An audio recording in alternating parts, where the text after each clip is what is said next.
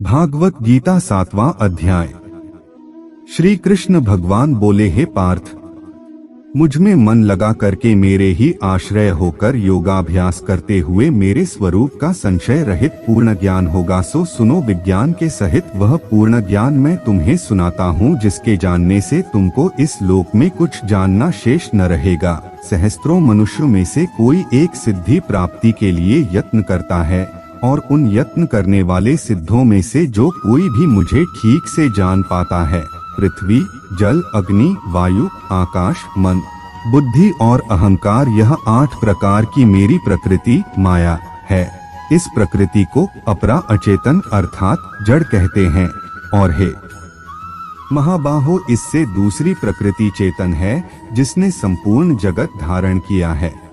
इन्हीं दोनों प्रकृतियों से सब प्राणी मात्र उत्पन्न होते हैं। ऐसा जानो, यह प्रकृतियां हम ही से उत्पन्न हुई है। इस प्रकार जगत की उत्पत्ति और प्रलय का कारण मैं ही हूँ। हे धनंजय, धागे में जिस प्रकार मणि पिरोई जाती है, उसी भांति यह संसार मुझ में गुथा हुआ है। मुझसे परे और कुछ भी नहीं है।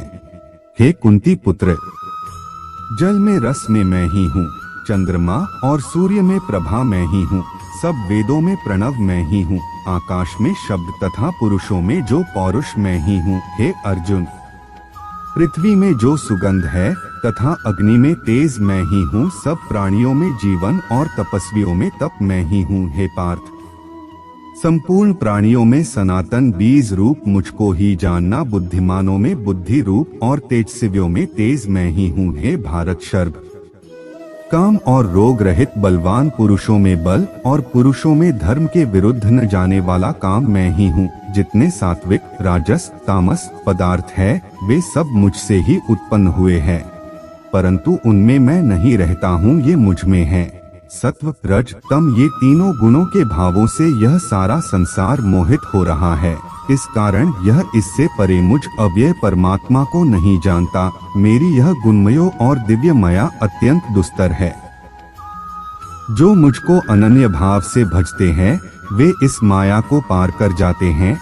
जो पापी, मूढ़, नराधम माया ने जिनका ज्ञान हर लिया है और आसुरी भाव ग्रहण किए हुए मुझको नहीं पते हैं।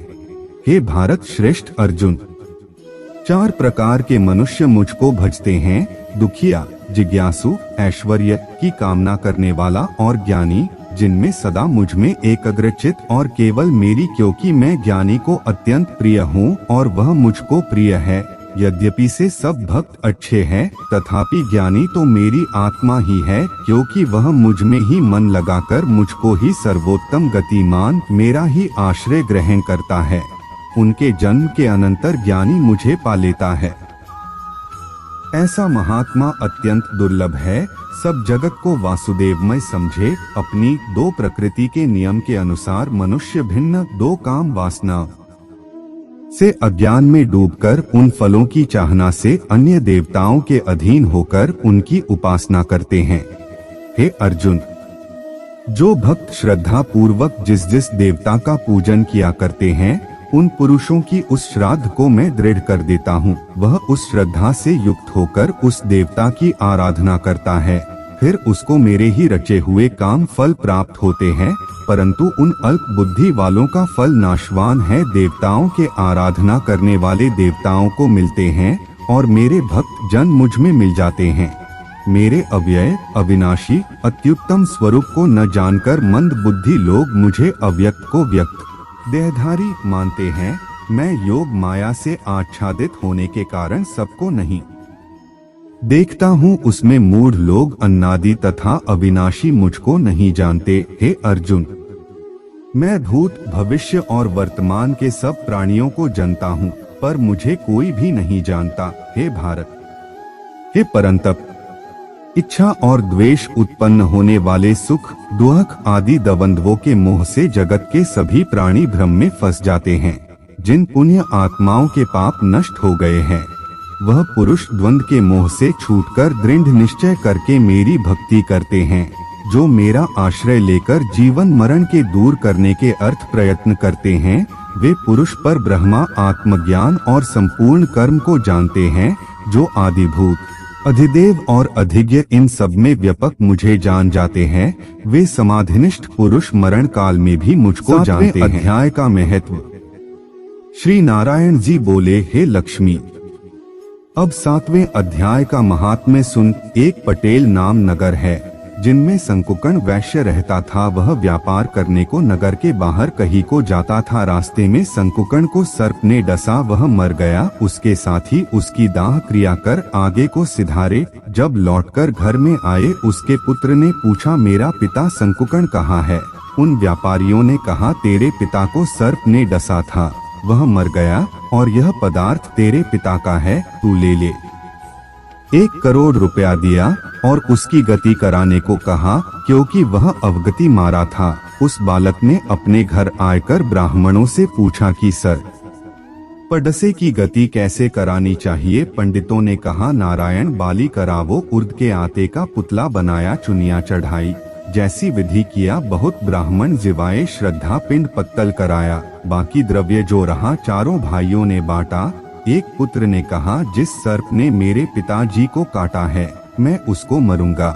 उन व्यापारियों से पूछा, वह ठौर मुझे बताओ जहां मेरा पिता संकुकर्ण मरा है। व्यापारियों ने कहा, चल ले चलते हैं। वहां ले जाकर के खड़ा किया। देखा तो वहां एक वामी है जिसे कंदलों के साथ खोदने लगा। जब छेद बड़ा हुआ, वहां से एक सर्प निकला। कहा, तू कौन है? मेरा घर क्यों खोदता है? उस बालक ने कहा, मैं संकुकर्ण का पुत्र हूँ, जिस सर्प ने मेरे पिता को मारा है, मैं उसको मरूंगा। तब सर्प ने कहा, हे पुत्र, मैं तेरा पिता हूँ, तू मुझे इस अधम देह से छुड़ा और मुझे मत मार। यह मेरा पर्व का कर्म था, सो मैंने भोगा। तब पुत्र ने कहा, हे पिता, कोई यत्न बताओ जिससे मेरा उद्धार हो। तब उस सर्प ने कहा, हे पुत्र, किसी गीता पाठी ब्राह्मण को घर में भोजन करवा और उसकी सेवा कर, उसके आशीर्वाद से मेरा कल्याण होगा। तब उस बालक ने अपने घर और नगर में जितने गीता का पाठ करने वाले थे, इन सब को बुलाकर गीता जी के 7वें अध्याय का पाठ कराया और उनको भोजन करवाया। तब उन साधु ब्राह्मणों ने आशीर्वाद दिया। तत्काल वह अधम देह से छूटकर देव देही पाए विमान पर चढ़कर आकाश मार्ग को जाता हुआ अपने पुत्र को धन्य धन्य करता बैकुंठ धाम में जा प्राप्त हुआ।